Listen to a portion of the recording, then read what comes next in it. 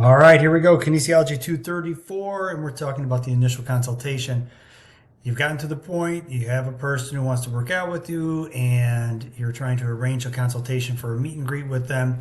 And this presentation will kind of outline some of the details and processes that go into that conversation.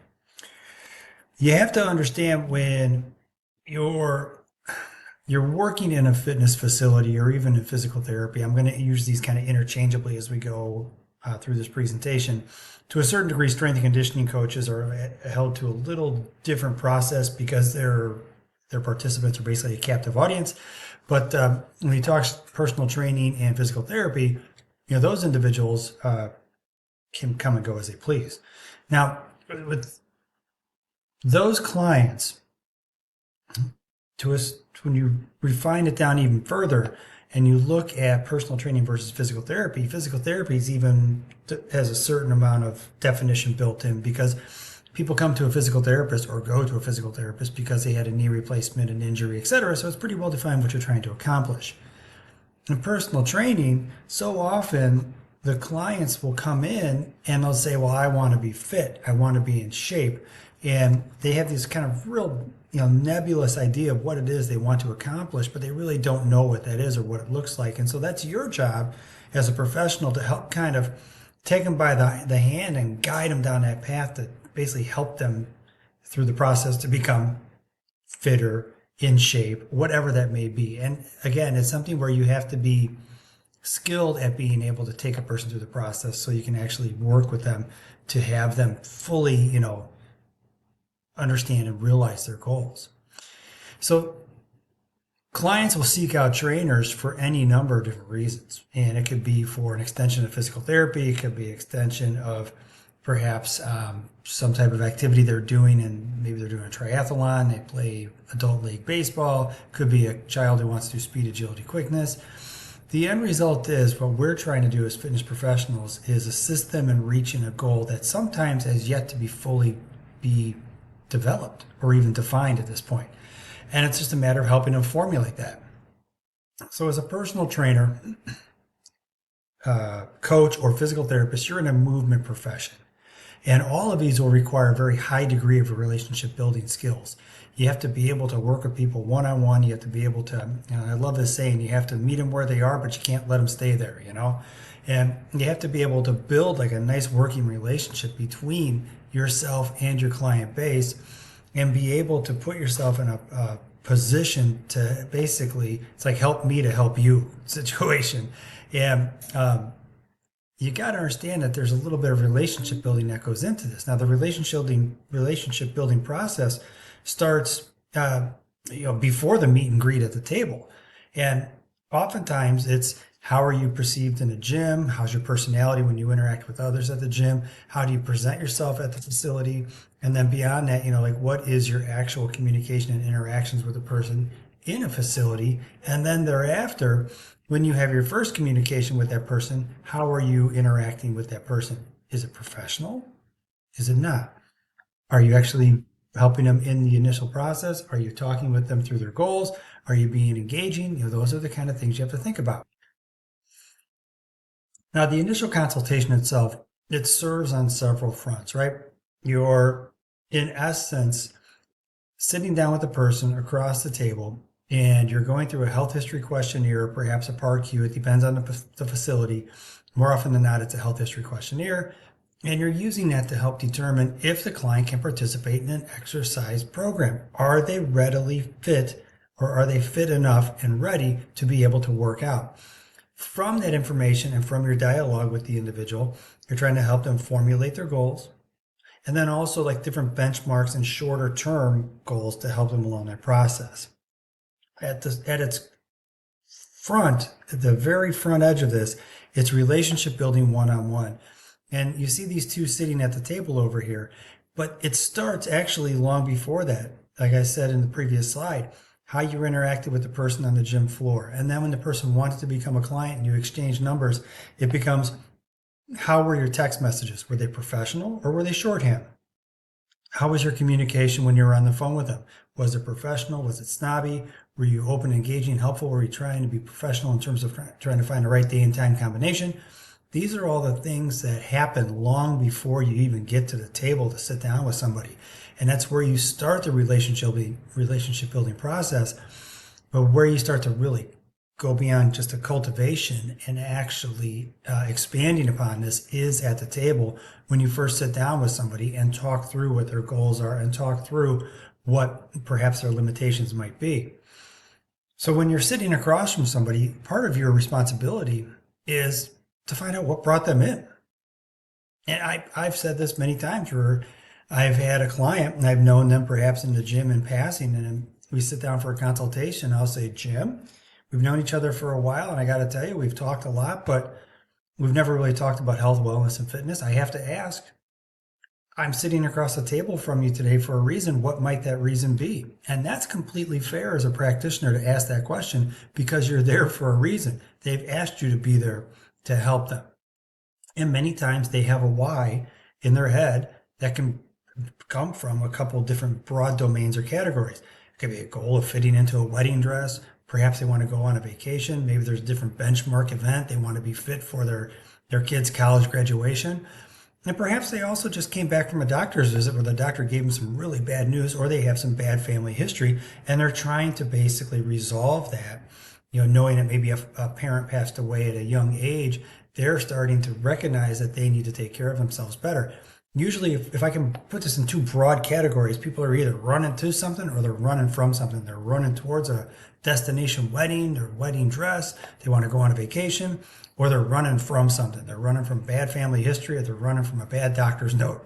But it provides the framework for you, for setting goals and establishing the understanding of like how you can leverage that person to help motivate them towards their goals. And it's an understanding of really getting into what are the primary drivers that brought the person in. But I'll just say this, and I've stressed this before, if you wish to create a physiological response, you have to have a behavioral response. And oftentimes the behavioral response, when you try to have that behavioral intervention, sometimes there's an emotional driver that's connected to that. And so when you dig, you have to ask questions, but sometimes you have to dig gently. So you ask the right questions in the right way so you can get the answers you need to help the person, but not just send them spiraling off. Now you got to understand, and you have to respect this as a practitioner, when somebody sits down across from you at the table and they want to work out, they have in essence said, today is their day. And they've stated basically that whether openly, verbally, or non-verbally, they're saying today is their day. The day that I say that I'm done being overweight. I'm done not being able to walk up a flight of stairs without being out of breath. I'm done with my current situation. And they've had to be courageous enough to not only join a gym, but they have to be courageous enough to admit to themselves that they have to seek help from a third party, an outside party to help them. But what they might not understand is that to make that physical change, as I noted before, that they want, they have to make a behavioral change, and you have to guide them on that path. And to a sidebar, they may not need to know that the emotional component is usually tied to the behavioral component, but it is. I'll tell you, as a practitioner, it is. And the client will, understand perhaps the end goal, and that will be more clear as you start to talk with them. They just want to be fit or more in shape, but they really don't have an idea other than just a nebulous, I want to be in shape. And once you explain to them what that looks like, lose X amount of pounds, increase this on your bench press, be able to do this on cardiovascular, whatever those metrics may be, they may not understand the process. And you'll have to be able to guide them on that process using benchmarks and short-term goals to help them in their quest for the longer term, bigger picture goal that, quite frankly, they didn't really even have a solid understanding of what that was until you helped them with that. And then this is definitely hugely important, and I think you need to really wrap yourself around this. When a client comes in and sits across the table from you, that person has the financial capability to pay for your services, probably about 80 to $100 an hour, could be more, depending where you are. As a result, they are looking at you to be the expert authority and have the skill set, the background, and everything else in your arsenal to be able to help them reach their goals. They might be a vice president of finance. They might be a CEO of a company.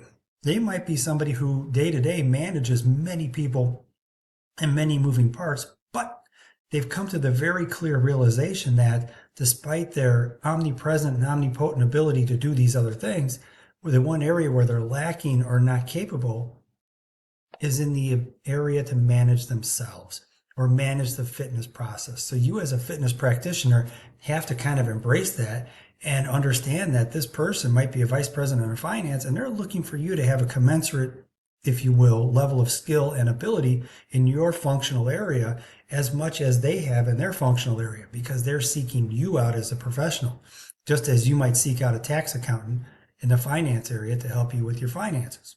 Right? Makes sense, or help you with your taxes. So now the introduction phone call. You want to set expectations. You want to put a good face out there to start. You want to sound smart and professional, and you don't want to sound like a slob on the phone.